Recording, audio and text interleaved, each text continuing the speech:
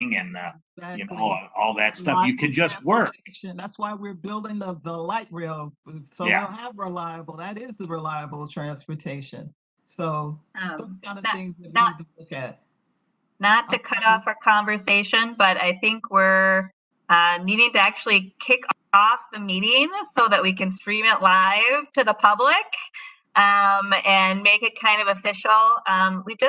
We have just a few community members with us tonight. It's looking like I see like Ellis and Ken and others on the line, as well as those that have already introduced themselves. I did get a bunch of emails just kind of late in the day of people that have conflicts. So maybe we're a small group today, but I think we have some of our key folks to start talking about anti-displacement. So we're gonna officially, Jason, if it's cool, start streaming and recording, and I'll turn it over to you to call the meeting to order and get us to kind of the first agenda item of just approving the minutes and doing the business so we could get into discussion. Yep.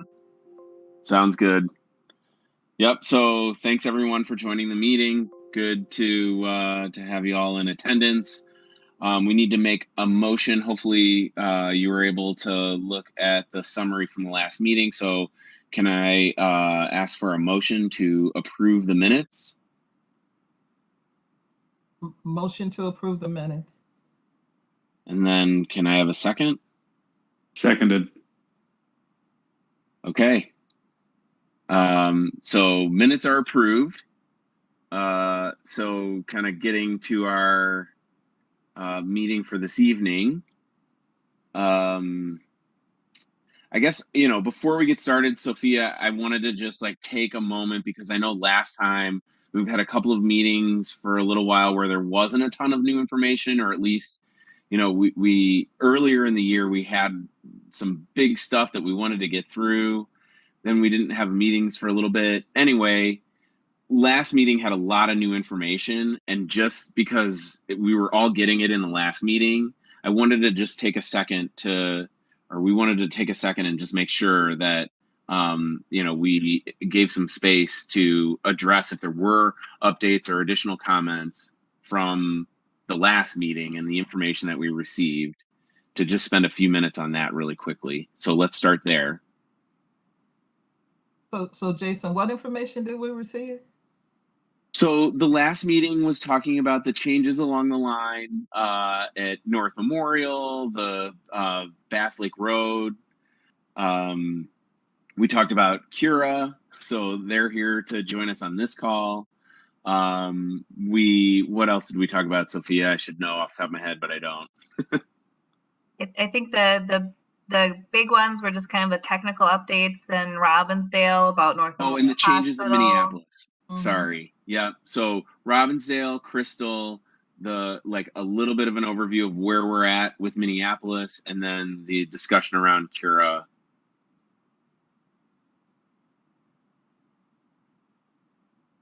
So did anybody I mean, you don't have to have anything to follow up on, but if there was from our last meeting, I just wanted to give us some time to talk about it quickly. Nope. Okay. So with that, let's move into our agenda for this month, which, I mean, that meeting was only a couple weeks ago. So it's like we're rolling through now. We got it down. I guess Sophia, do you want to help with the introduction on the Cure team? Yes, on the call tonight, and I'll turn it over to him. And see, Terrence, let me know if you want me to. I pulled up your presentation, so if you want me to share it, so you don't have to do presenter mode, just let me know. But we have C. Terrence Anderson with us. He'll do a full introduction of his title and his role at Cura.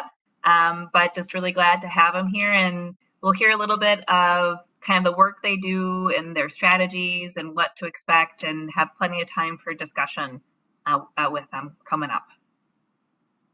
So, C. Terrence, take it away.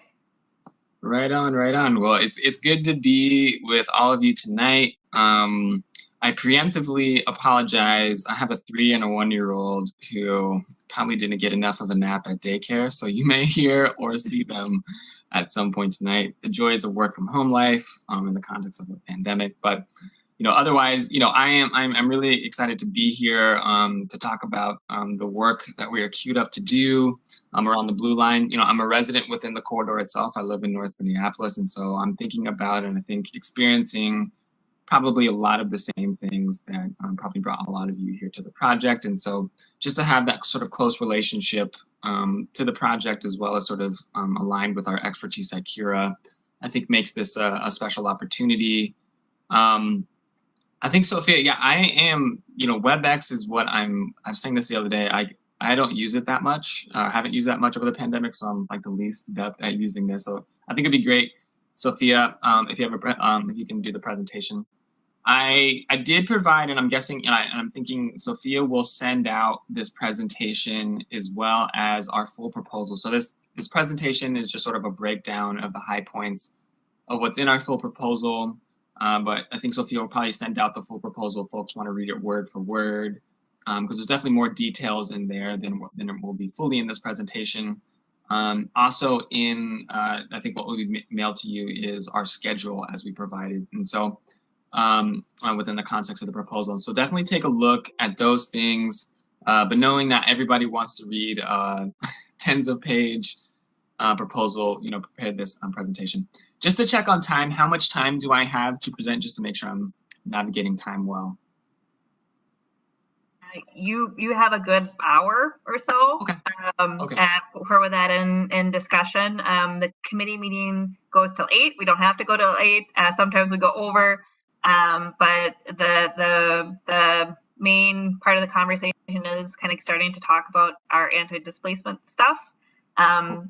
We will have a little bit of time to have Dan talk about some of the project criteria stuff, but we can fit that in at the end. So feel free. You have definitely enough time to go through your stuff.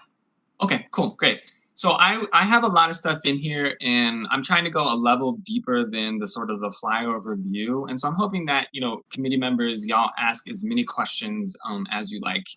And know, too, that the preemptive approach to this is co-creation along with both members of different communities, the new anti-displacement work group, which I'll talk about, and of course, members in community.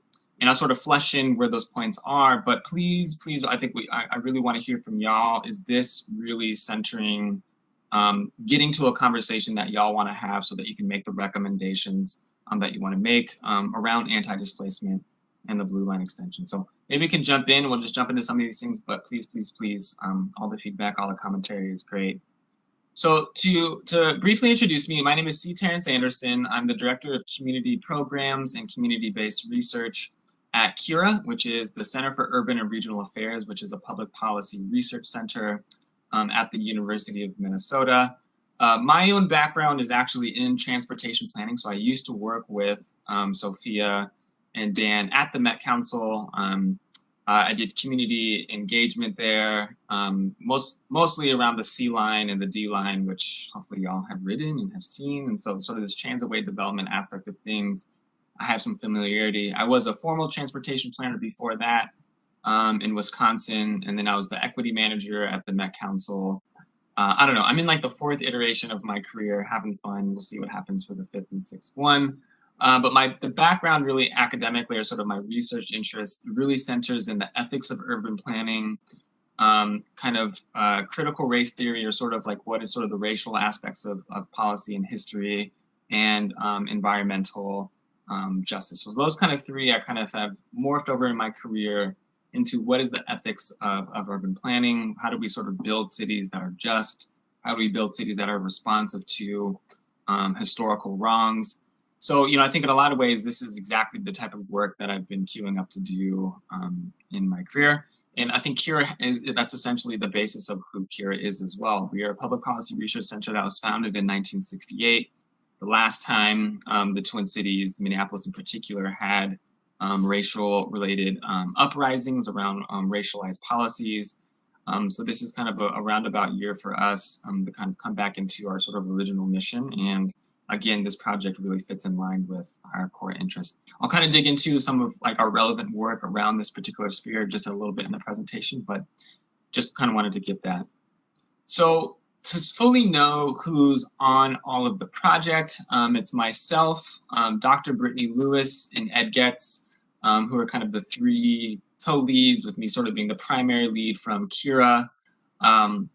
Dr. Lewis is a senior research associate at Cura, kind of a lot of her work around evictions, our anti-displacement and gentrification study from 2017 was co-led by her on the qualitative side, which we'll talk about sort of what qualitative side means, and Dr. Ed Getz, who's the executive director of Cura, who led the quantitative side.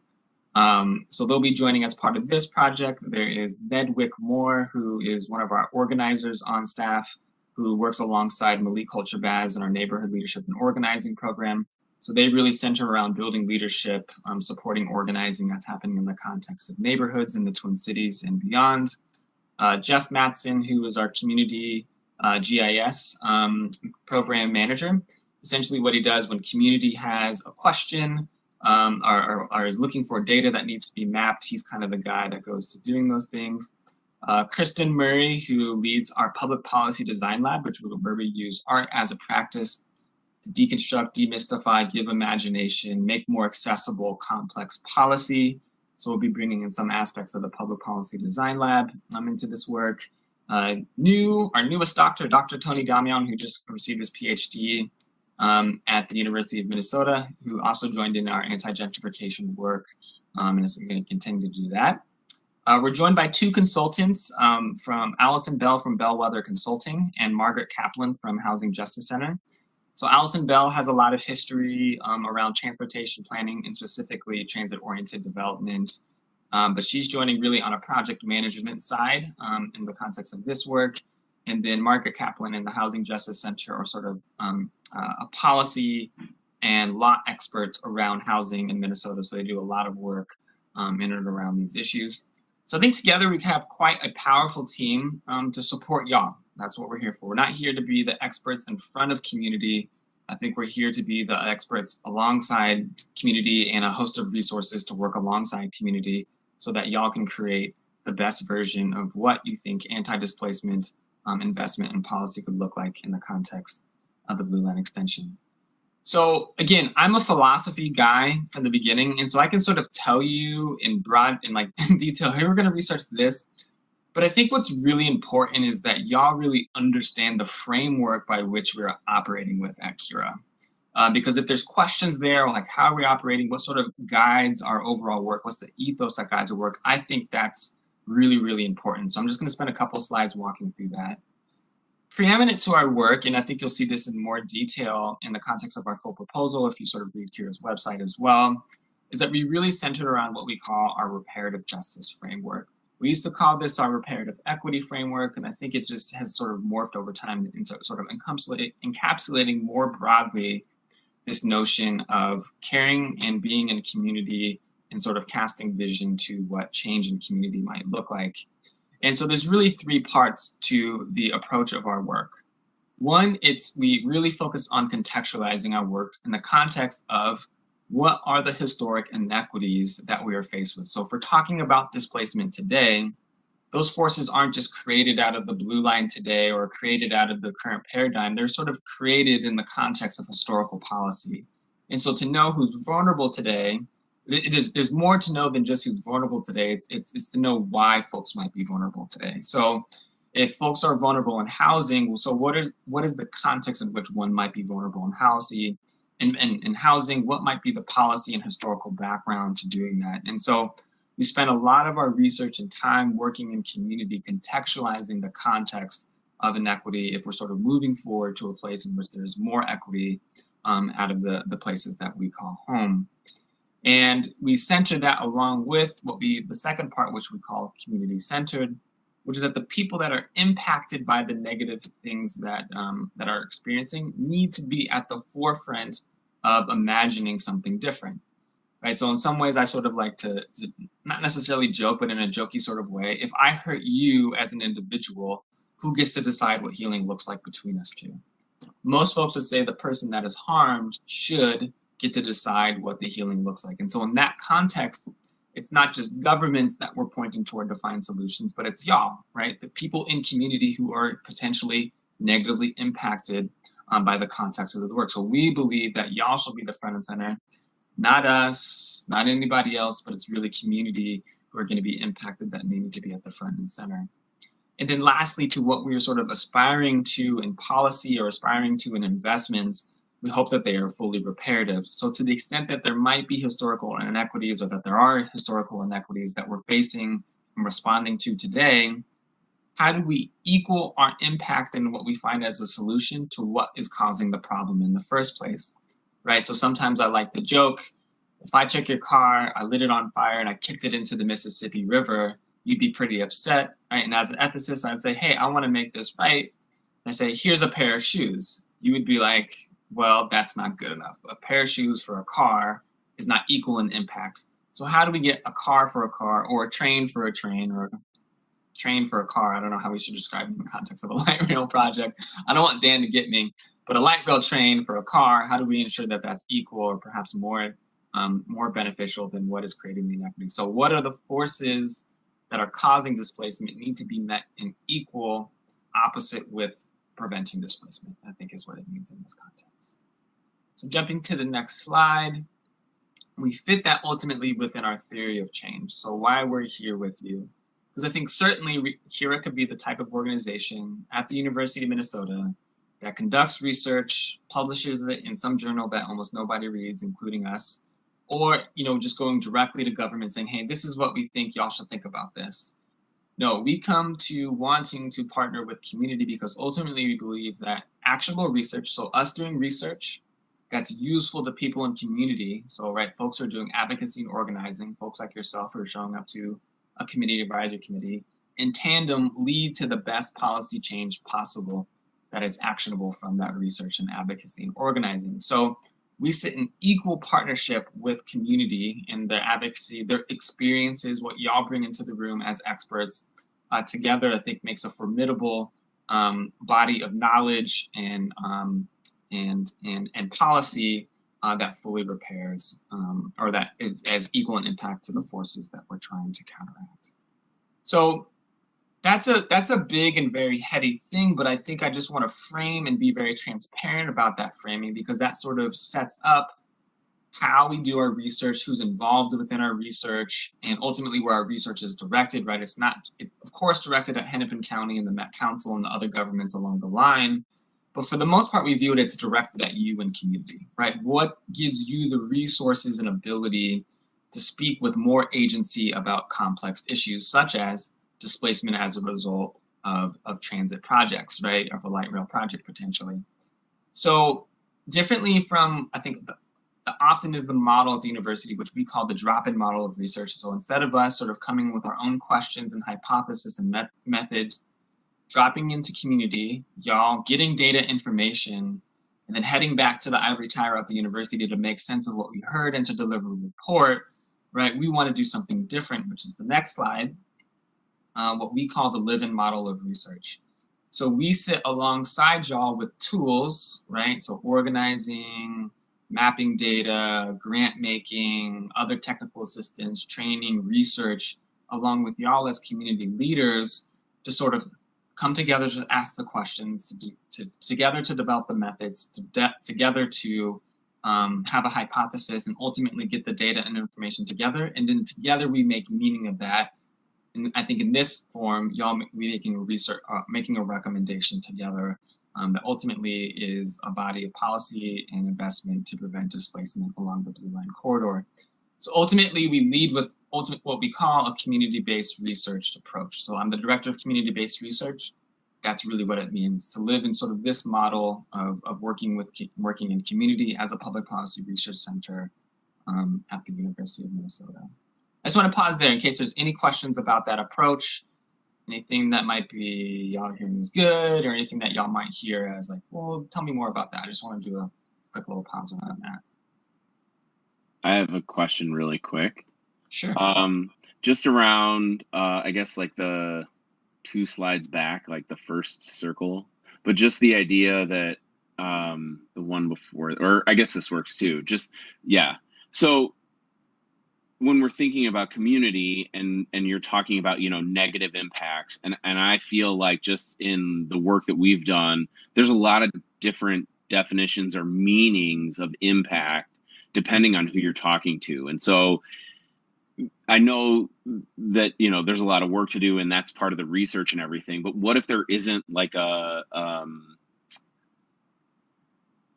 like an idea that everyone coalesces around and agrees, like, this is the answer, this is what's the positive impact, this is what the negative is. I feel like there's a lot of conflicting views of, like, especially within the context of light rail and adding this into our communities, that like some people think it's great, some people don't, some people think those changes are going to be amazing, some people think they're going to be very negative. It's like there's a lot of different ideas, and I guess my question is, like, how do you do this research, but what if there isn't like a common theme? It's all over the place. Yeah, that's a good question. Thank you for that, Jason. So I think for one, it's very normal, and we experience it all the time in the context of our research, for people to have different elements or characteristics of a project that they care about more. I find that a lot of times, say when we've done anti-displacement research, say, which we were involved in the first Green Line between downtown St. Paul, the existing Green Line, not the one under construction. And some folks are really concerned about housing. Some people are really concerned about environmental justice. Other folks might, you know, there's of course a realm of issues that folks have. Most of the time, those things can coexist together, right? And so I think first, it's sort of discerning amongst those particular interests. You know, is that something that's conflicting with each other? Is it something that's coexistential as a concern that the group can care about? But the other aspect of it is, say that it is in conflict with it. So say two people really care about housing, but they have two very different views about what is good for housing or not, which is also very common. So I think it's, you know, in one level, like, you know, when I say the word equity, and if I went around this room and I said, hey, what's your definition of equity? Probably as many people as are in this room, probably most folks will have a slightly different definition. So we sort of realize over time that, hey, we're both talking about the color blue, but in the details, we're talking about a different shade of blue, right? And so when we get to that different shades of blue kind of conversation, what my experience is always go deeper, right? Because say if there's say like in the most, what often is renters versus landlords, right? Renters and landlords doesn't necessarily have to be this forever oppositional aspect of doing this work, or what might be equity in that conversation. But we might need to dig deeper to see, like, okay, what are the particularities about, let's say, for landlords that they need to care about, or for renters, what folks need to care about. And I guess I don't believe ultimately, I mean, you're going to get to policy disagreements, but again, it's for the committee in the community, like for y'all, for the anti-displacement work group, to take all that in and make the recommendation, right? It's not Kira that's going to be delivering a recommendation. It's going to be y'all in community to deliver the recommendation.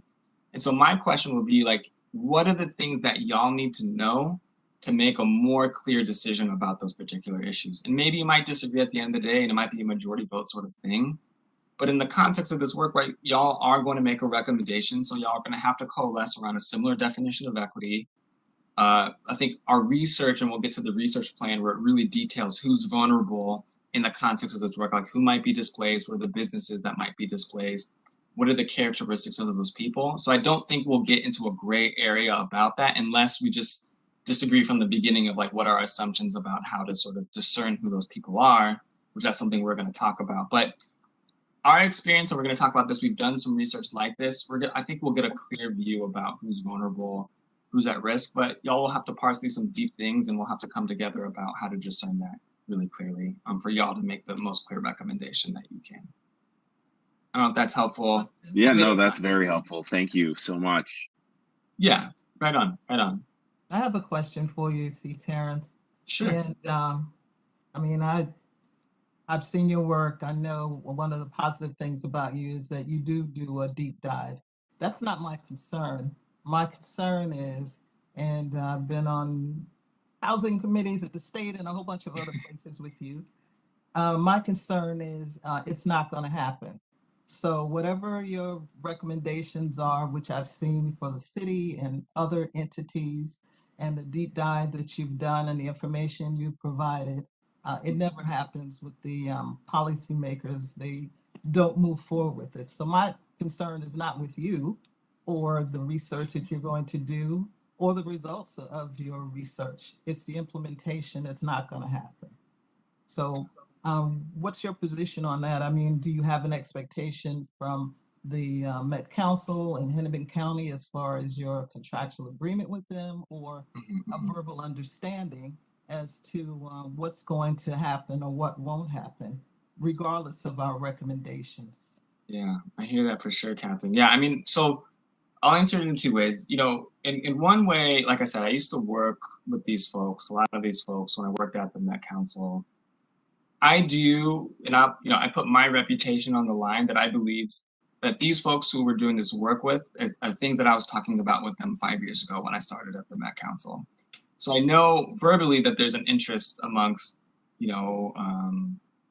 project manager, with among Sophia again. Like I know that there's an interest about this work and but here's here's the thing. At the end of the day, my word, my reputation, what they might say is not going to be the overstanding. It's not the system of accountability that you're talking about, right? And so I think in one way, of course, our worldview centers around empowering organizing to have power over a conversation that folks are having. So again, our work is directed to y'all to build power, build understanding, building shared analysis and community to sort of have that shared demand ultimately of the project.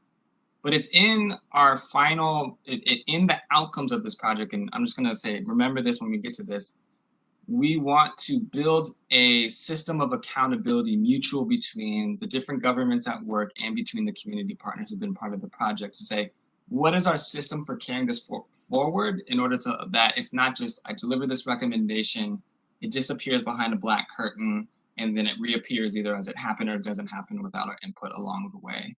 And so I think along with doing this research is we're going to be hopefully building a train of accountability. I'm just saying train. I would have said car since we're doing a train. We're building a train along the way. Is like, what does that mutual system of accountability once it leaves the end of Kira's process, right, or this process around anti-displacement that y'all feel trust in, feel a part of, feels like mutually continues to check the boxes like we were heard and y'all are working on it.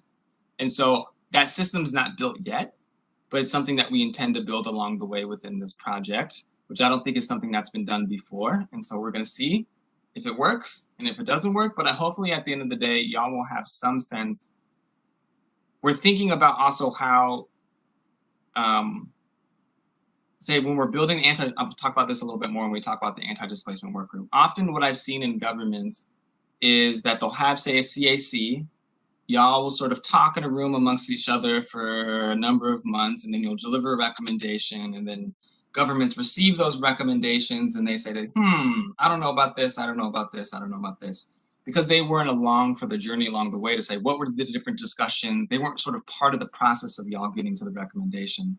So one thing that we're thinking about is not as being formal members of the anti-displacement work group, but what does it look like for these different governments to sit alongside the whole way, to have those conversations, not at the end of the process, but during the process, to hash out where there might be disagreements or see things differently, so that when we get to the end of it, there is this mutual idea between governments, between the community members that are on this committee and the new anti-displacement work group.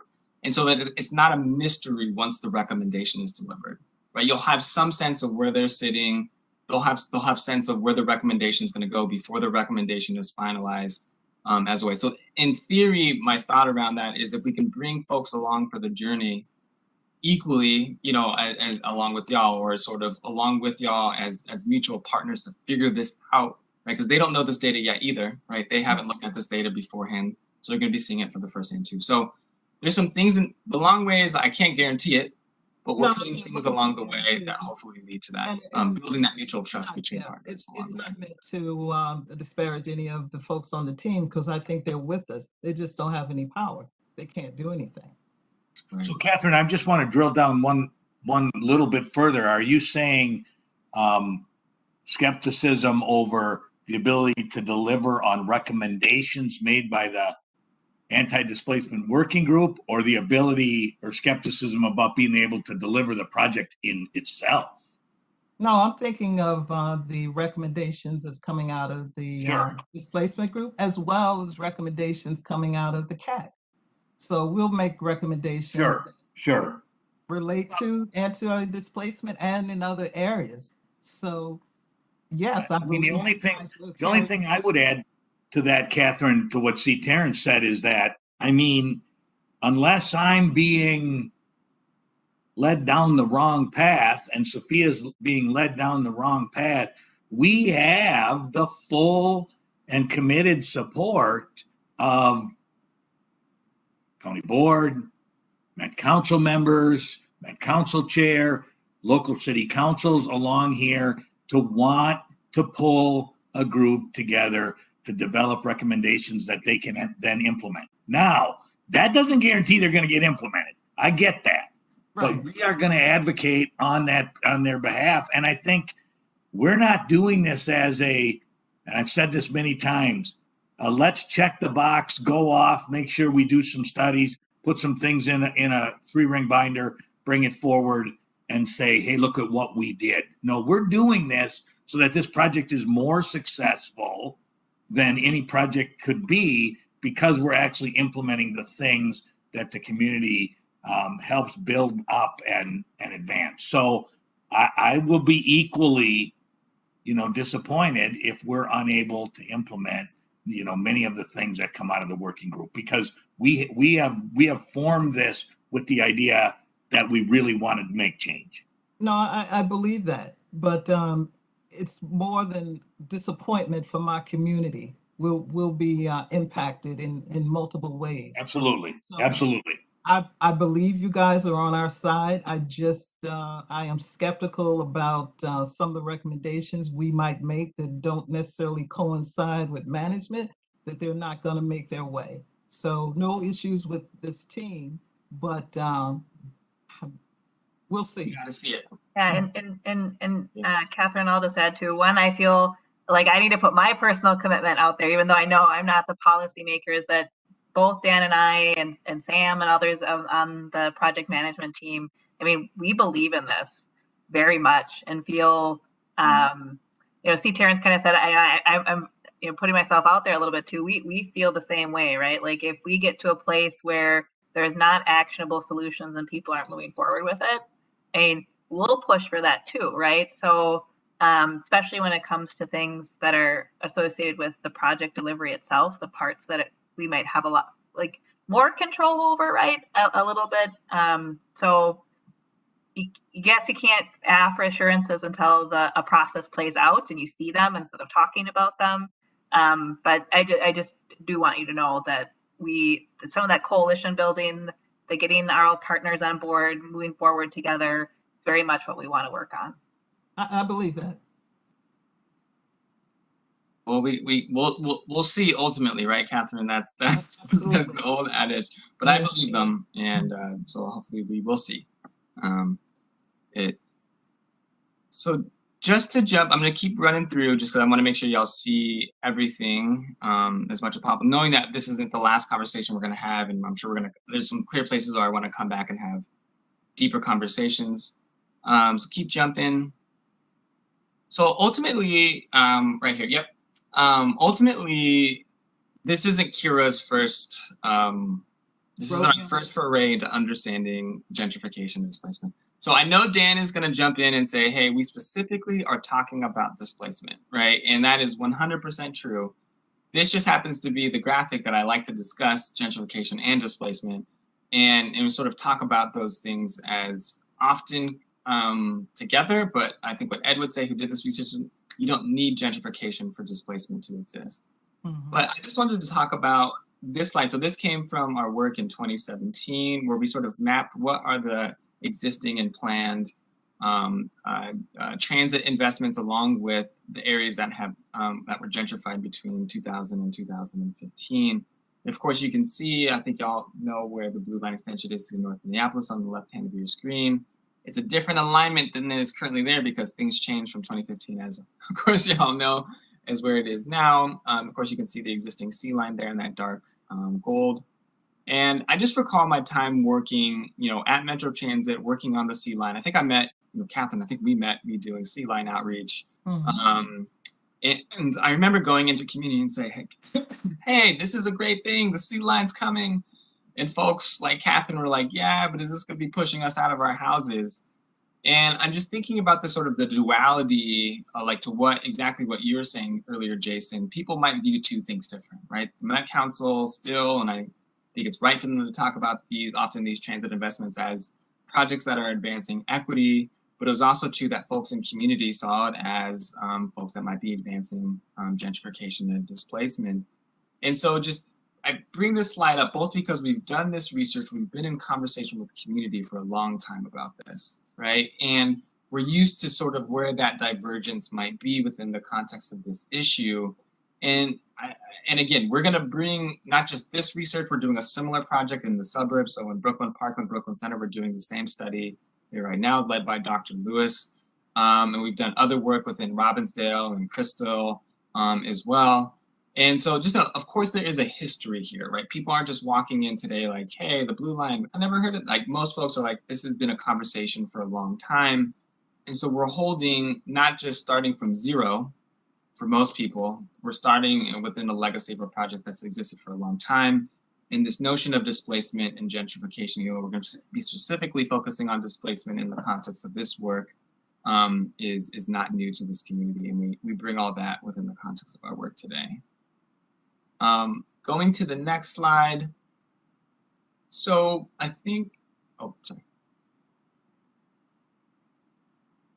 so the next slide is, of course, one of the things that the RFP asked for, and I'm sure you're all aware, is the formation of what's called the anti-displacement work group. So to my knowledge, I've just heard that there may be folks from this community, and I've already heard from a lot of folks in community who want to be part of this group. But I think we need to decide together what it looks like to put that group together. And what I mean by that is, of course, Kira, I have a lot of relationships within this community, right? But I don't think it would be right for me to just be like, hey, let me tap you on the shoulder, let me tap you on the shoulder, let me tap you on the shoulder. Okay, now we've got 15 members, right? I don't think anybody would buy into a process such as that. So one of the things that I'm asking y'all, and maybe you can think about this and get back to me, or we can, of course, talk about it right now. What do y'all want to see as in terms of the process in the formation of that group? Because what's important to me is that y'all see that as a very valid, transparent group that will be, sort of accountable to what y'all have envisioned around this anti-displacement work up to this point. I've heard that members from this group and some of the other advisory committees may want to be in that group. I do want to communicate that just like I'm coming to y'all today to talk about this work, I'll be coming back to this group all the time to talk about the same things that we talk about in the anti-displacement work group. So to think about, is there people who are not involved in the current advisory committees that should be part of this group? Should there be some members from the advisory committee that should be part of the group? I'm not making a call. There has not been a call made about how to form for the formation of that group. But just to pause for a second in case anybody has already thought about how the process for forming that group should be, or anything like that. Of course, you don't have to say anything right now. We can talk about it offline as well. And if y'all just need some time to think about it too. But just to pause in case anybody has any thoughts. Well, I think you should at least have someone who's already been displaced. Yeah. So someone sure. with actual experience with the situation, and someone who's homeless. So not just our elite CAT group, but people who are actually in the trenches on the ground, who are feeling the ramifications of the Blue Line already. And then others who are fearful, who are in the path of displacement. And that could be a regular citizen, a business owner, landowner, property owner. Thank you. I hear that for sure. Just off the top, but I'm sure others will come up with more recommendation. Do you have a sense of how many people from each community will be included? Like, is there a number? Is it a representative number, a percentage or something? Or yeah, that's a good question. I mean, definitely there will be members from each of the different, if you're talking about the different cities that are along the line. So Minneapolis, Robbinsdale, Crystal, and Brooklyn Park. So there certainly should be representative of each of those different areas. We haven't say created a stipulation already that there needs to be, say, a population proportional. But I obviously think that it probably should be somewhat population proportional. There should be both residents and business folks, particularly those who are vulnerable, or as Captain said, have already been displaced from the corridor. And so I think those characteristics should be there. I mean, if you want to make a recommendation that it should be population proportional, that's exactly what I'm hoping to hear. I think I'm more curious about directionally. Is this 100 people in this group? Is it 10 people in this group? Is it? So I think, and Sophia, correct me if I'm wrong, I think the thinking was it'd be around 15 to 20. Is that right? Yeah. Yeah, So- a size that's a true working group, I think, Jason, enough that you can have a meeting and everybody can talk and get into it, and enough people that you have enough voices represented. And obviously that, again, see, Terrence talked about room for discussion, but functional, I think, is maybe one of the key considerations. Yeah, not 100. There will be its own public process and community for 100 people to show up. But yeah, I don't think. Yeah, and maybe there's some so a few people groups, guys. Maybe there's some subgroups. Maybe there's some breakout groups. Maybe there's some subspecialty groups. I mean, the high level of participation is wonderful, but it can also be managed in a committee of 50. So that's tough. So see, Terrence, I'm not sure if it should be part of the group, but I'm somewhat of a realist, so I believe that there's going to be some level of displacement regardless of what we do.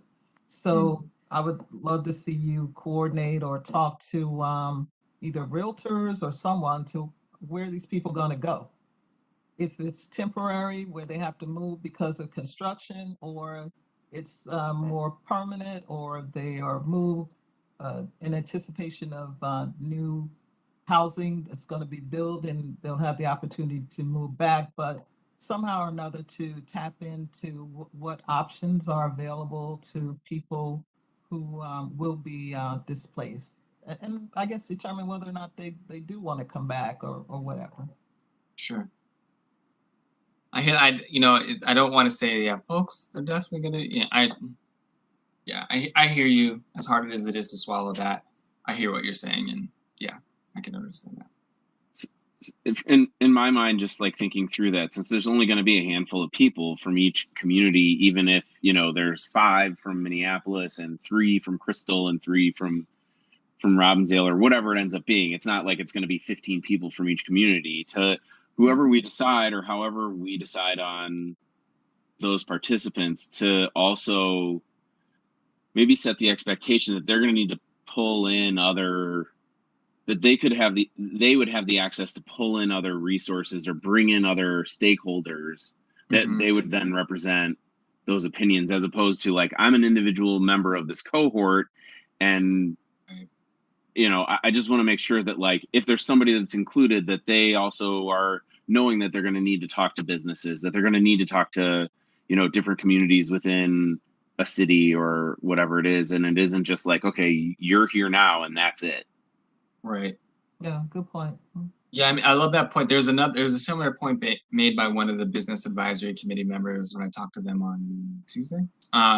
Yes, I view it that way, that we're almost, our methodology kind of centers around organizing. So to the extent that we know that y'all are going to take it back into your community amongst your constituencies of folks, and developing information and materials that you can do that, but also not leaving the details off the table so that folks don't really know the full story of what's going on. So we're definitely thinking about that. And we heard that from another BAC member, so that will definitely be part of the consideration. And that includes being upfront about the commitment that it's going to be, right? It's not just showing up for a 2-hour meeting and that's the end of it, right? There's going to be stuff in between meetings, and going to actually talk to folks that are in that community or in that representation. So I hear that for sure. It's a great point, or point well taken. Well, y'all think about it and come back to me. I know we're coming up to the hour, so I just want to keep jumping to the next thing. We're going to be talking for the next 18 months about all this in much more detail. So yeah. feel free if this takes a tiny bit over the hour. This is the main topic, so don't worry. Okay.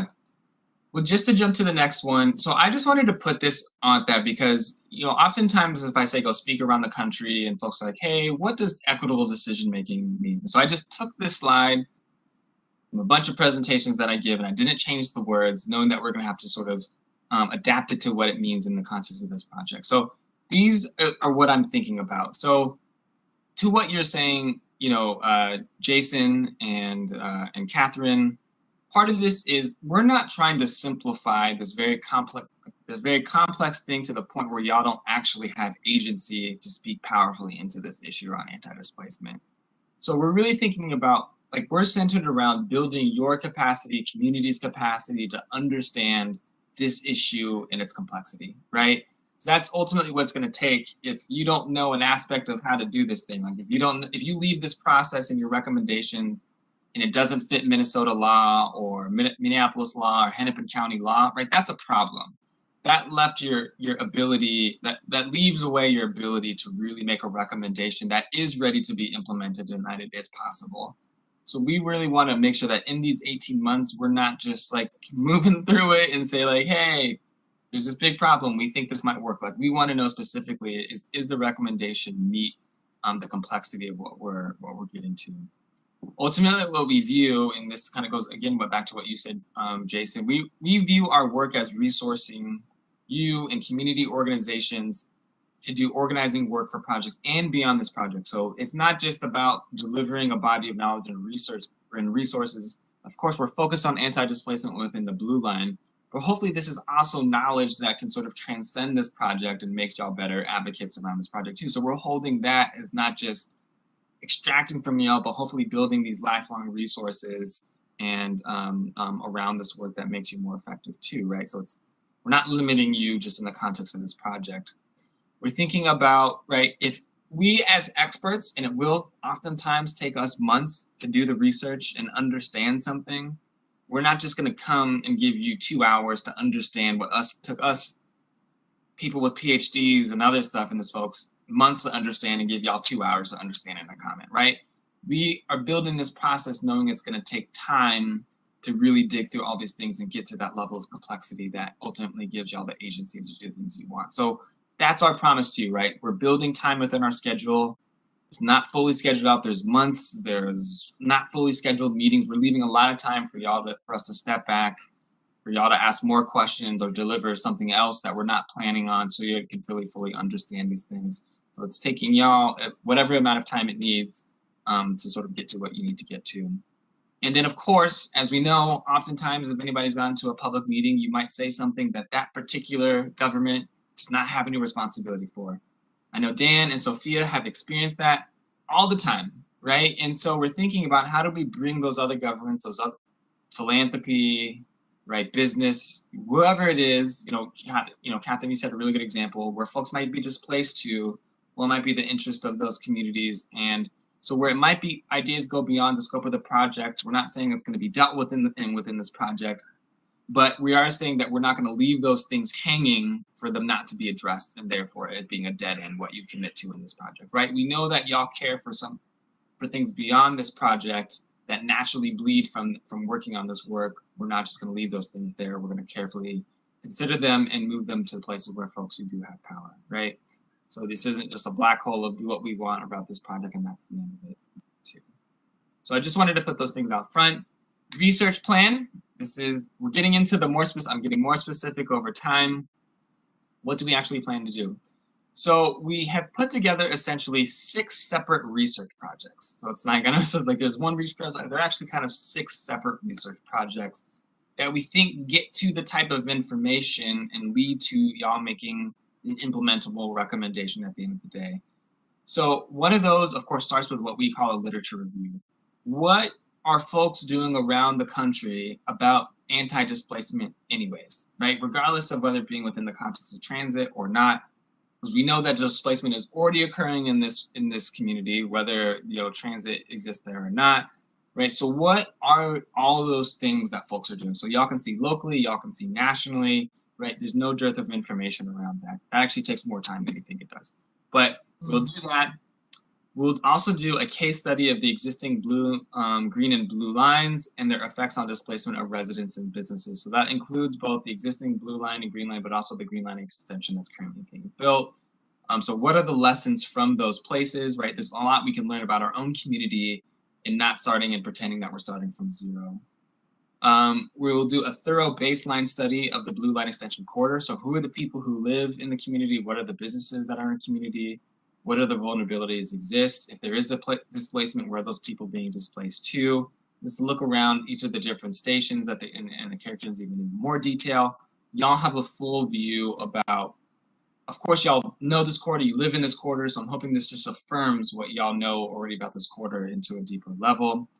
We'll do a needs assessment for investment in the corridor. So what is community saying? What is business community saying about what are the needs both during planning of the blue line, because we know folks are already thinking about what to do. Like say, for example, as soon as they announce whatever the new route for the blue line will be, right? Folks will already start thinking about, what's happening, like the effects will kind of already in place. So what are the needs in planning? What are the needs during construction, right? If you're on University Avenue doing construction, it might have been kind of hard if you're a business, and that's a lesson learned that I know Met Council has already thought about. But what are those needs during that time? And then, of course, post-construction during operations, what are the needs to sort of get over whatever barriers might exist? We'll do a development of policy recommendations based on the findings in those studies 1 through 4, which we kind of view as another research study. So how do we make sense, make meaning out of all those inputs that we're already getting? And then 6, developing indicators for residents and business displacement along the blue line extension corridor as a means of monitoring impact over time. So, right, that's part of the accountability structure to what you're saying, Catherine, like, is what we're doing working, and how will we know if what we're doing is working, right? Not just be agnostic about the benefits once the recommendations are taken and implemented, but let's see them working in real time. And so we want to deliver a body of indicators. I'm gonna keep running. I know there's probably questions, but I'm just gonna keep running just because it kind of fleshes it out a little bit more. So going back to our worldview, contextualizing, community centering, and repairing, just like how do those things show up in the context of our work? So in the research and action plan, so recall what has already been said by community, BIPOC in particular, because we know those folks are particularly vulnerable to displacement along the corridor, that have been engaging on the blue line extension for years, in particular what they said they needed to ensure blue line extension benefits in existing residents, right? Folks have already said things when the project was almost built a couple years ago, right? So let's recall those things and center those things. Again, not pretending that we're starting from zero, in particular addressing harm that has already occurred as a result of blue line extension work, namely in Harrison and other parts of Minneapolis. We want to detail the history of disinvestment and exclusion in marginalized communities along the planned blue line extension route. We want to study the existing green line and blue line planning, construction, and after operation impacts on vulnerable communities and populations as a case study for what can be expected to happen during blue line extension planning, construction, and operation. And last, in contextualization, conduct a demographic analysis of vulnerable populations, housing and businesses along corridor that would need investment to protect. Right, so we want to contextualize this work. This is what when I said that before, this is what we mean by that in the context of this work. Jumping to the next slide, centering community. We want to connect the anti-displacement work group with organizing community around displacement issues, right? So this isn't the only group of people that we'll be talking to. Y'all aren't the only group of people that we'll be talking to. There's community who doesn't connect in that way. There's organizing that doesn't connect in this sort of formal process way with government. We don't want to ignore those things. We want to make sure we connect this work and y'all to what's happening in community. We want to set our research work as a capacity building tool for vulnerable community members to develop clear vision about what kind of anti-displacement investments and policies would best protect and uplift them. We want to convene the anti-displacement work group and y'all with other project stakeholders to build a shared analysis of the problem that exists, develop shared intent on how to address those issues, and expand the capacity for vulnerable community to have power over the vision of the blue line extension, right? So to what you were saying before, Jason, as much as we can build shared vision, as much as we can build shared analysis, that's what we're hoping to do. We probably will never get to 100% shared.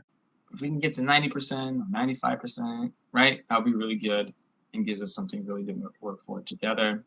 Reparative, we want to assist community residents government staff, and others in developing an achievable vision to prevent displacement along the Blue Line Extension corridor. So what we said before, we have Housing Justice Center here because they know the laws and policies real well. Right? We, of course, we'll have the governments themselves here so that recommendation is something that is actionable, right? We keep using this word actionable.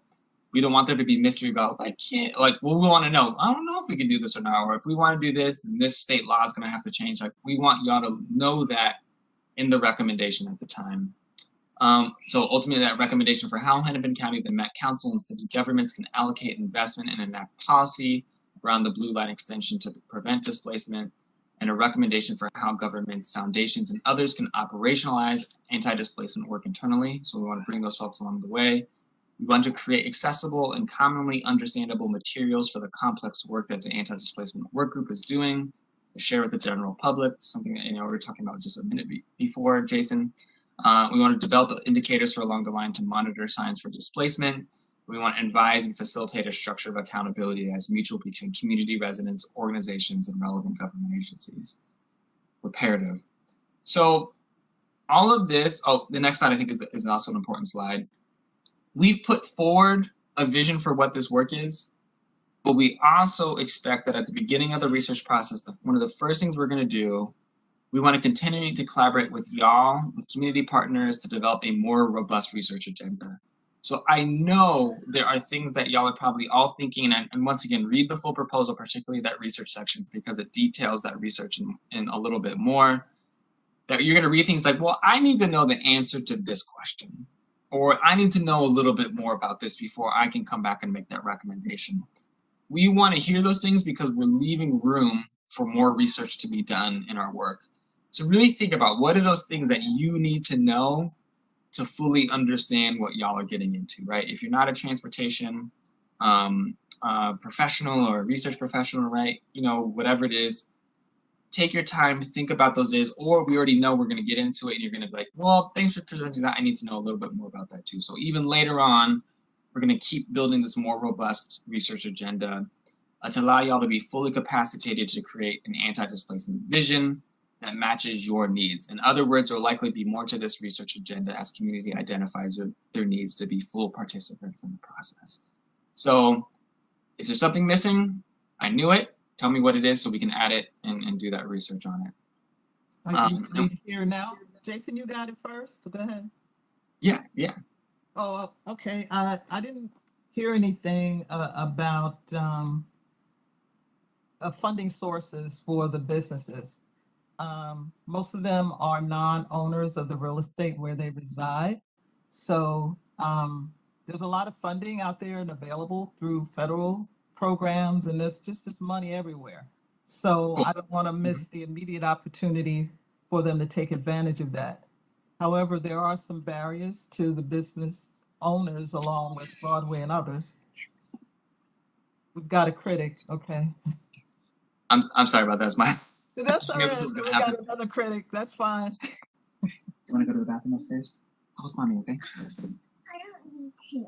Okay. Okay, I'm sorry. No, absolutely not. I mean, I've had kids too. Yeah. They're a little louder, but anyway.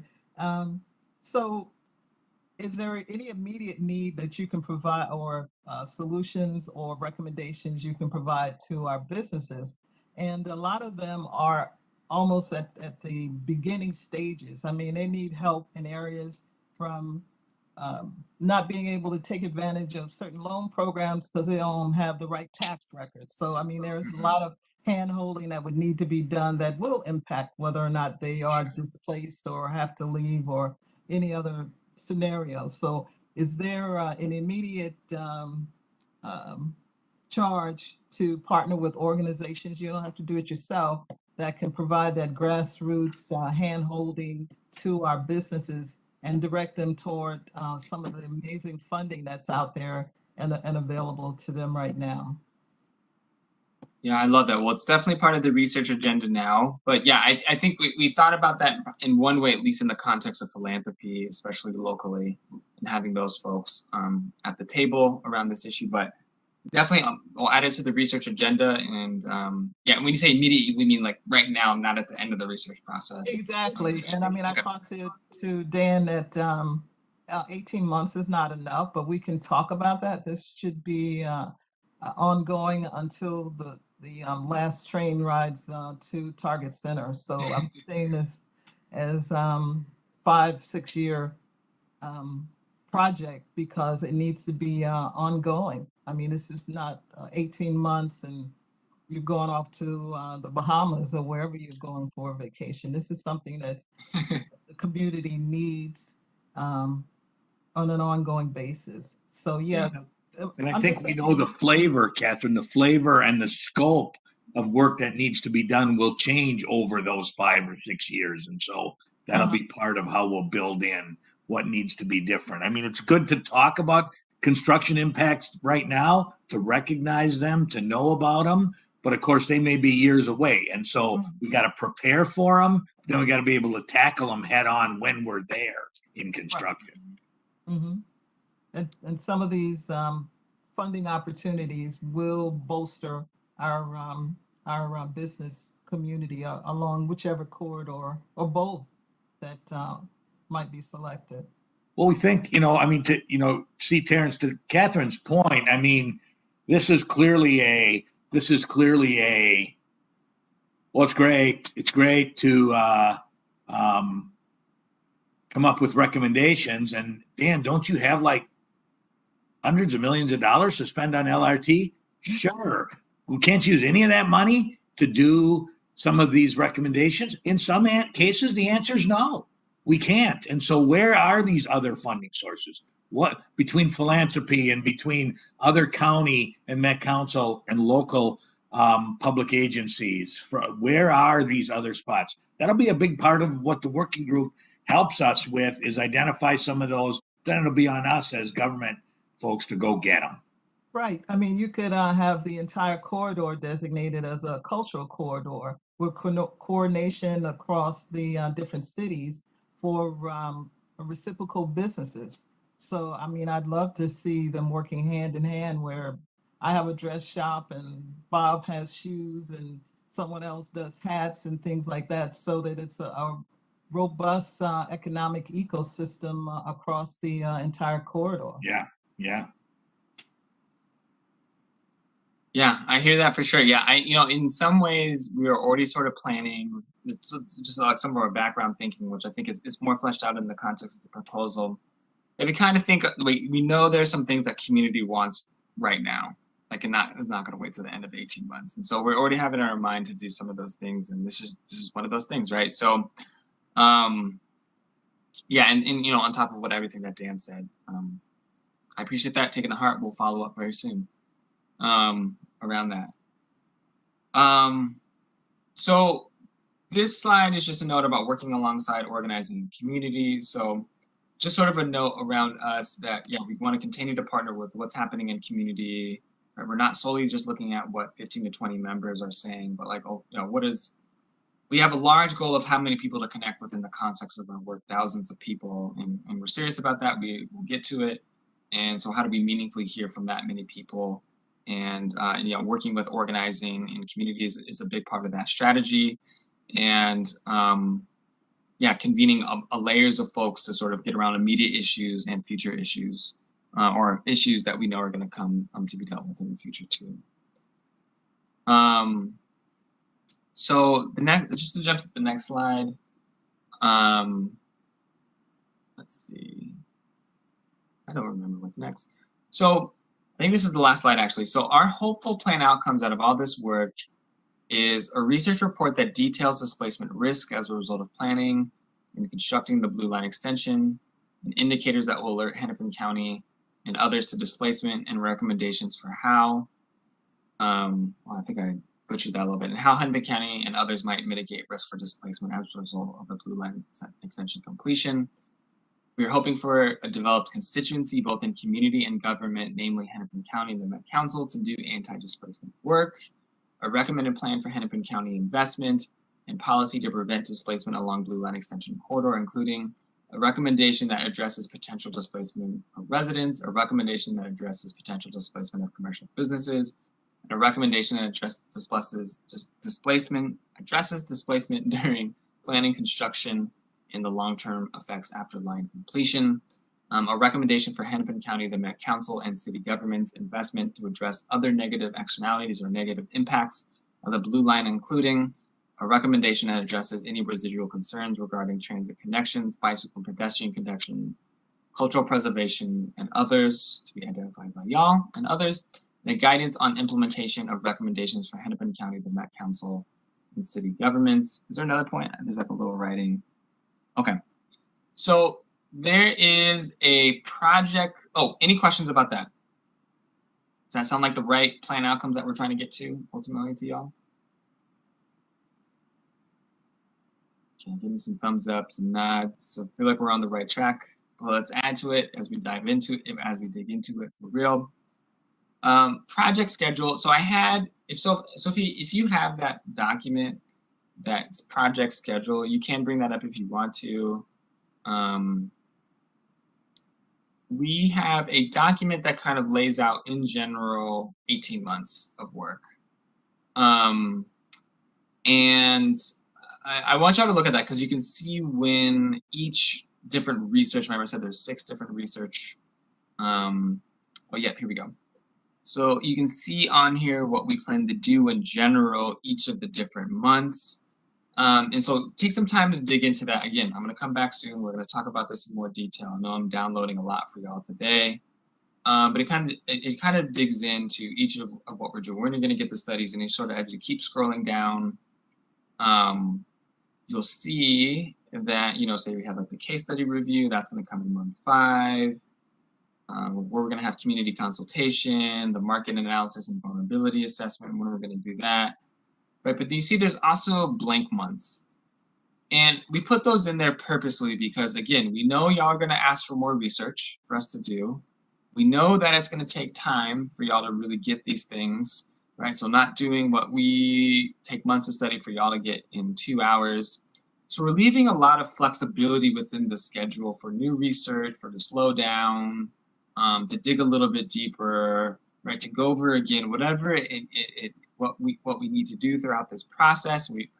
Each of these meetings are not fully scheduled to the brim, so that we can't, do those things as well between the months too. And so I just want to note that for y'all not to be shy about telling us to slow down, right? Or that you're probably doing what I'm doing, talk too fast, or talk through things too fast, and all those different things that I think are necessary for equitable decision making within it too. So I just wanted to point to that. I know y'all are going to probably have to take this document and really kind of look through it in more detail later about when we're going to talk about different things, right? Because it's not all going to be like, hey, we're going to be twiddling our thumbs for 6 months and everything's going to be dumped on y'all at once, right? We're going to work through all those things in time and sort of a schedule. October, month 1. Well, yeah, that's a good question.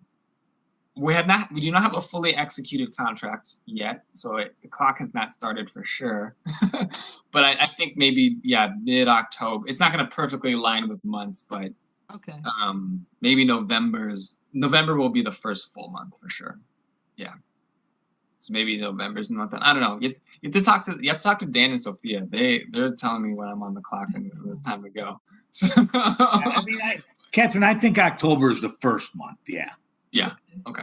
As we start rolling, maybe the first half a month, maybe. Yeah. I think that sounds right. So, our first order of business within this is getting that anti-displacement work group up and going.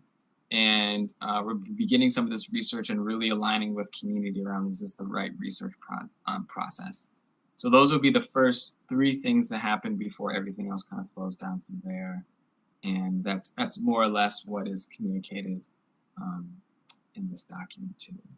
So the work group that you're going to develop, do they report back to us, to the CMC? I mean, what does that structure look like?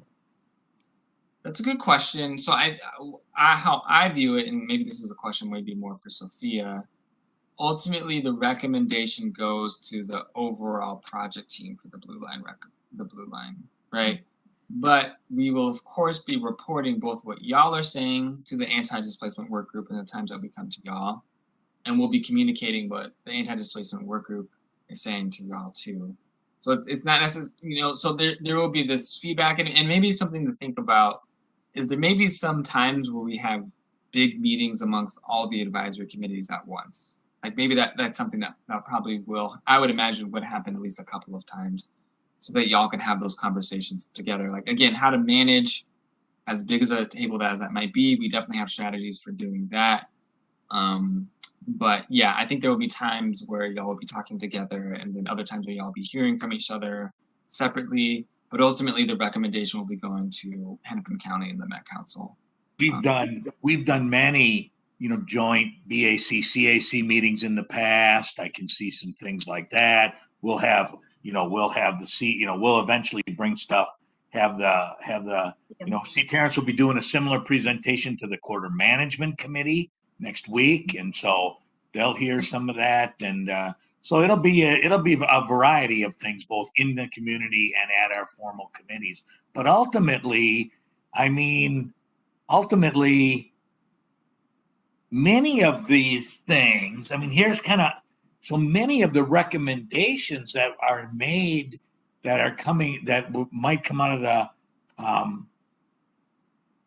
anti-displacement working group are not necessarily project recommendations. So it doesn't mean that they should flow up through the CMC, but they would flow to us as a project team.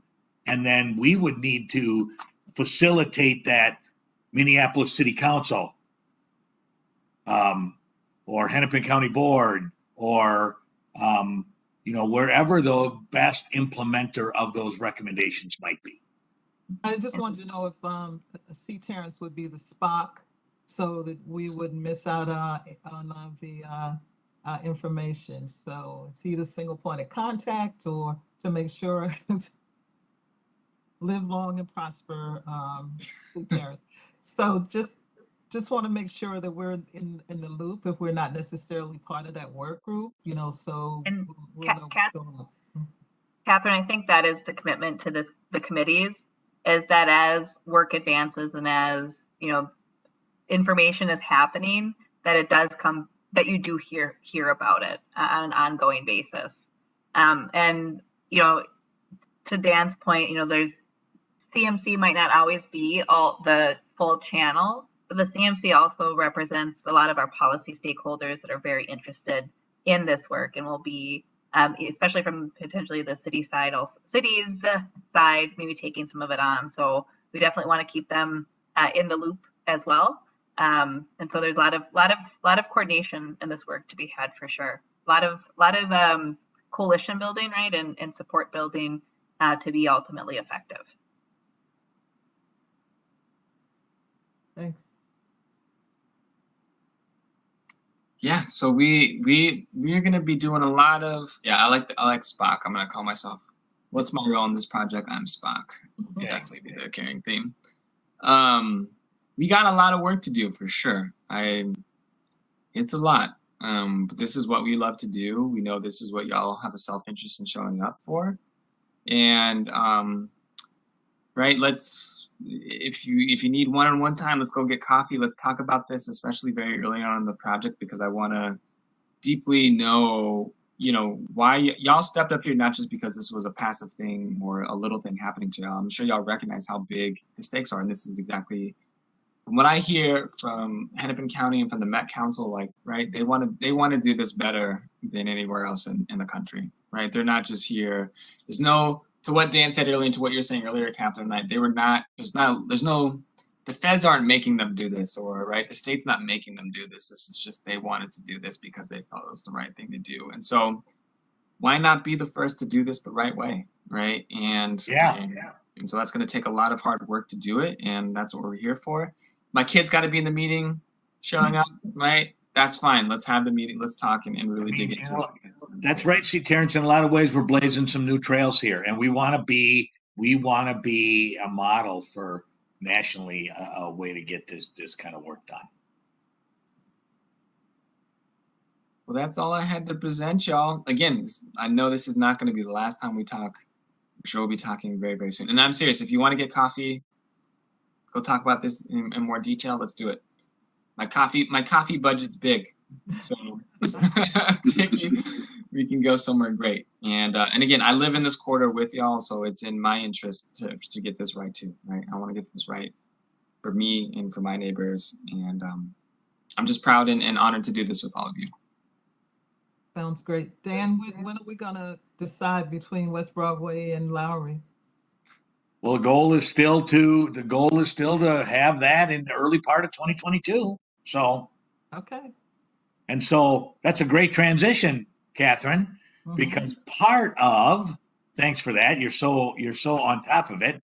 Part of that is, what is what is part of how we're going to make that happen? And, part of that is led by going back to the project principles, the route ones, meeting new starts criteria and maintaining as close as possible to the existing alignment, mitigating negative impacts, and to really do community engagement that informs those principles and then bring those principles back to the community and continue that loop. As you can see, it's not just the Terrence who likes to make these circular slides that turn arrows around. We like to make those too. Sophia's very good at this. And it's all part of, because that's really how community engagement works, is you take feedback, you get feedback, you go do some work, you come back and you do it again. So these 6 project goals that are out there are the ones that we are going to use to to actually put both quantitative and qualitative measurements and evaluation criteria against. So, something big like, number 4, support communities' development goals. What kind of criteria will we use to say, how does Lowry support communities' development goals versus how does West Broadway support communities' development goals?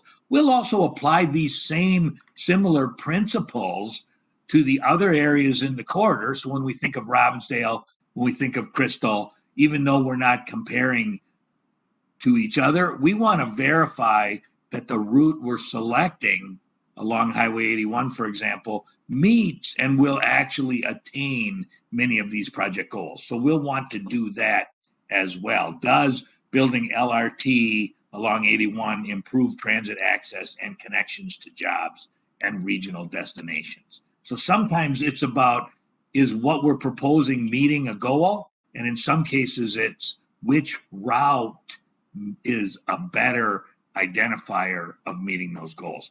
So I think the next slide shows an example of goal 1, which says improve transit access and connections to jobs and regional destinations. So what informs that is which routes maximize transit access to housing or jobs or healthcare facilities. So we've got destination maps that we're putting together where we can take a look at, here's an example of population density, and we can say, okay, if we blow it up and look at what happens along West Broadway, how many houses, how many residential properties are we serving along there versus how many are we serving on the Washington Lowry alignment? How do they compare against each other? And this is just one. This is just one of many of these. This one talks about lower and higher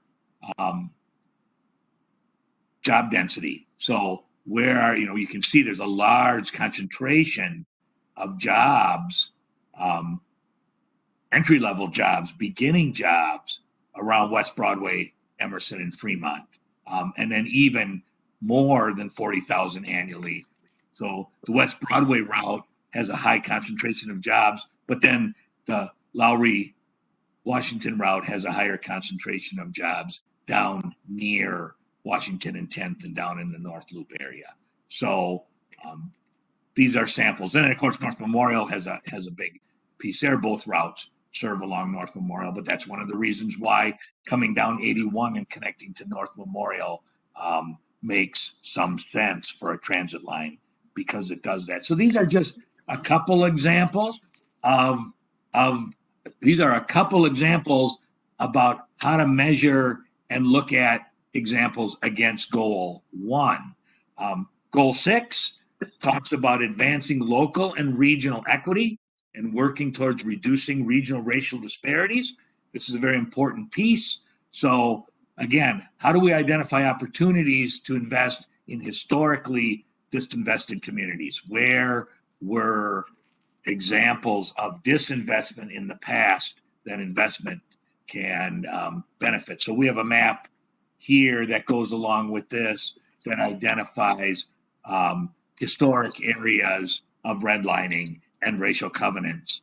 And again, we can look at not only the entire alignment, but we can look at West Broadway and Lowry in terms of, are we able to now put transit and make an investment into areas that were previously areas of concentrated poverty and had disinvestment due to redlining and racial covenants. And then, of course, this work, while it helps inform the route, this work will also help inform C. Terrence and his group. I mean, they have lots of, probably way as much or more data even than we do in terms of things they can look at to help get after some of these areas.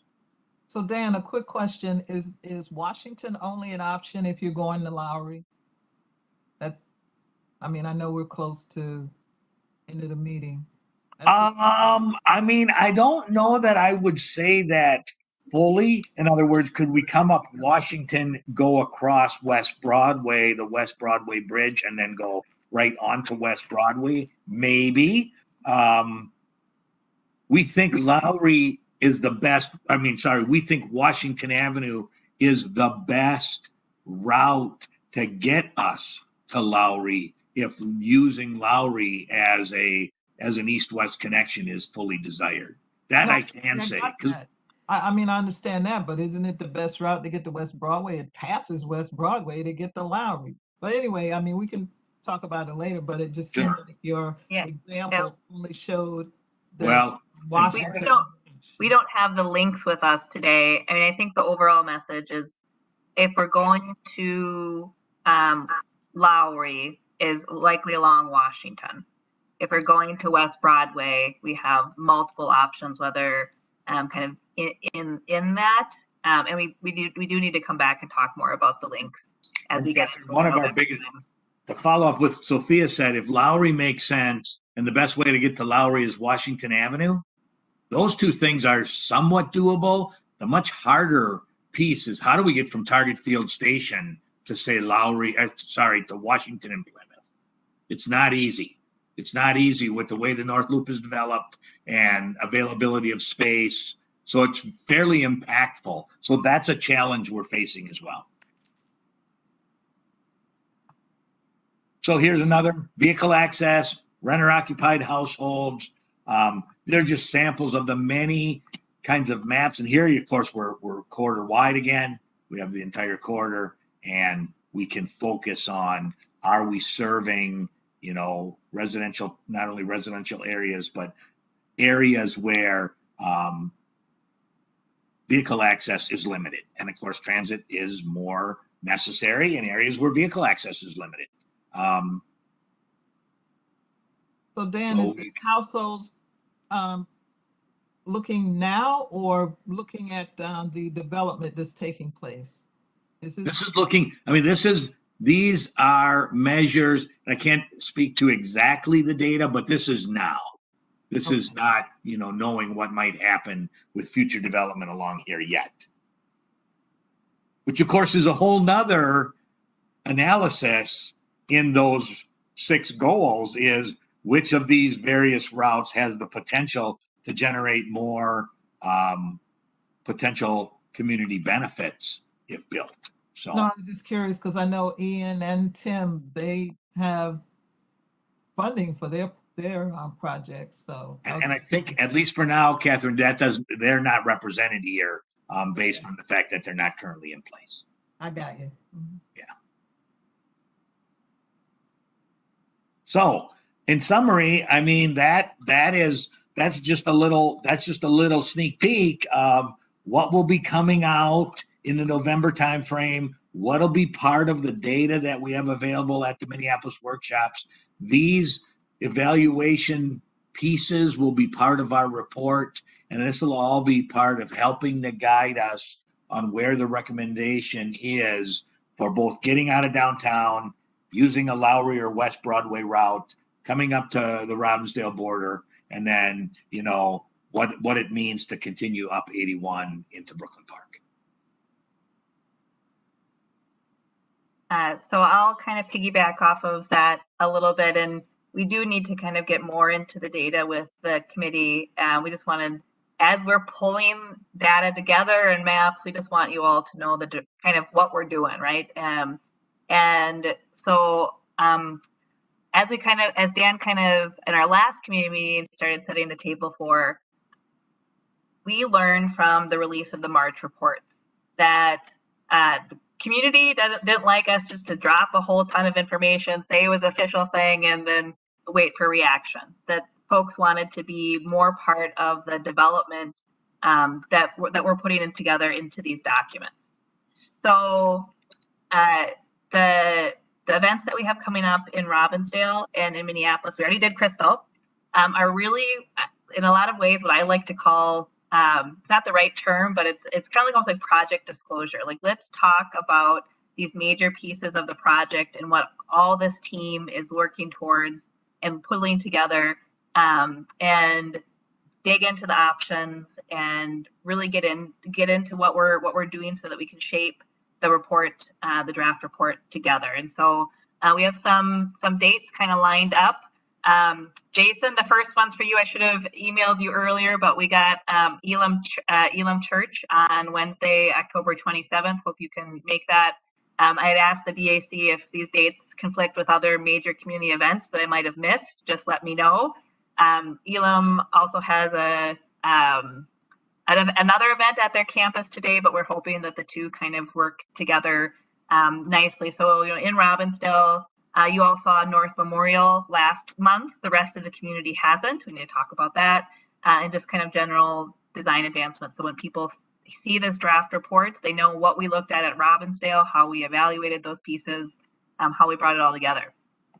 For Minneapolis, just the same. There's a commitment from the staff is that we're going to bring out our work, and some of it is messy and some of it's not complete and some of it's stuff that we had to look at, but we want the community to see how we evolved not really evolved, but how we pulled together our thinking and all the options that we put together that really speak to those project goals that Dan laid out, to really kind of say what we're thinking what does it align with what the community feels about this project and thinks about this project, so that we can advance a lot of what these workshops will have. Also, it is things to work out within the next year. So while community needs these pieces of information to help inform what is the community supported alignment, a lot of it can be refined. So just anyways, as my child also busts into the house and noise starts around me, just want to get these dates out there with everybody. Just give me a second, bud. Okay, you want to wave real quick? Leo's saying hi to everybody. Okay, bye, Leo. Start getting these kind of on the calendar. We'll really engage a whole bunch to get people out, and also there's a combination of for Minneapolis kind of events, but then also office hours. There's a lot of businesses along the corridors, and that finding that like 15 minutes just to walk on over close to where they are and talk to us versus maybe taking a chunk out of their evening when they're busy or something is part of the program. So if you see anything wrong with any of these dates, major things I missed, let me know. But otherwise, we'll start getting this stuff out into the world just a little bit. Dan, did I miss anything? No, I think that's key. I mean, we really think these workshops and office hours, and we really want to be available to the communities and this. I mean, we've done, as you know, we've done a lot of work We've done a lot of work in Robbinsdale. We've talked to a lot of people. We need to get better and more feedback from work going on in Minneapolis. And so we're hoping this is there. There's also an event we should bring up, the Juxta West Broadway bike roll, walk, somersault, whatever it is, event Saturday. So there's going to be a bus tour. There's going to be a walking tour. There's going to be a biking tour. I'm sure you could bring dogs and kids and whatever else you want. And then we're going to be right back at Juxta for a little Q&A after Saturday afternoon. I'll be there. Sophia will be there. We'll have various other more project staff doing different things, and hopefully we'll have a nice turnout. So obviously time for discussion, but just as we're moving to the end, I have November 3rd asterisks on our meeting date. The BAC is moving from November 2nd to the 9th because November 2nd is a big day in some of our communities because it's election day, and we want to not take up people's time. We want them to be able to get out and vote. So I think this committee also, it might make sense to move also to the same week and be on November 10th. But that even though we're not, if you're like me, sometimes you like to stay up and watch election results fill in. You might be tired on November 3rd. So just wanna push that out for the group.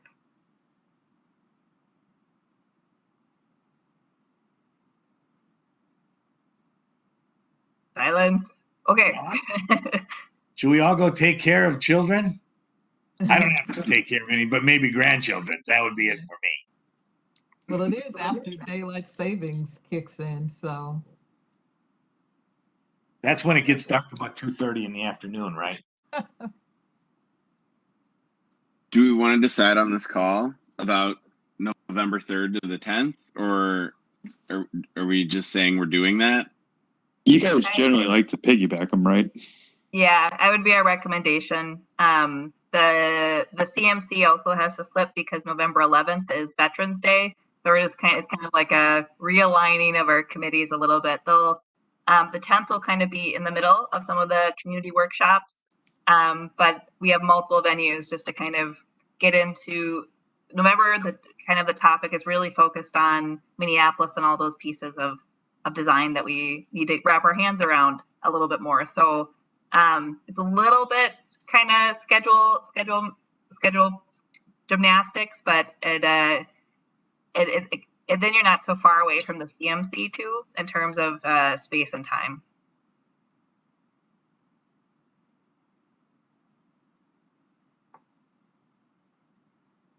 I'll just take it as a generally agnostic about which day we do. We'll check with the co-chairs just to make sure the date works for one of you for sure. Well, I think Sophia, we're recommending this needs to move. Yeah, that's fine. Good enough. Let's go with that. Okay. Sophia may not be that bold. I'm bold to say we're moving it. Yes. Thanks, Dan. We're good. It's all good. Cool. Okay. Well, you know where to find us. If there's questions in the meantime, we will get out all the presentation material from tonight to the committee, and we'll look forward to both advancing our technical work and seeing a whole bunch more of C. Terrence and the rest of the Cura team in the months to come. So Jason, if it feels ready, feel free to motion to adjourn. Yeah, I think we're adjourning the meeting. I don't need motions. We're just gonna say it's over. Say we're adjourning the meeting. Yeah. You got it. Yeah. You're the chair. You call it over. We're done. Okay. Well, thanks everybody who joined us. Thanks. I mean, it's exciting work we got coming up, and November's going to be big. Sophia, we just want to, encourage as much participation in November as we can. I know that's hard, as activities are busy, but we'll do the best we can. Well, and also thank you to C. Terrence and the work you're doing, and also just presenting to us and answering our questions. So, looking forward to working with you. Me too. Looking forward to it as well. Thanks so everybody. much. Have a good night. Maybe a Thanks, meeting. everyone. Bye. Maybe a meeting at Pig Ate My Pizza sometime. Oh, Okay, that's I'm always- in. I'm in for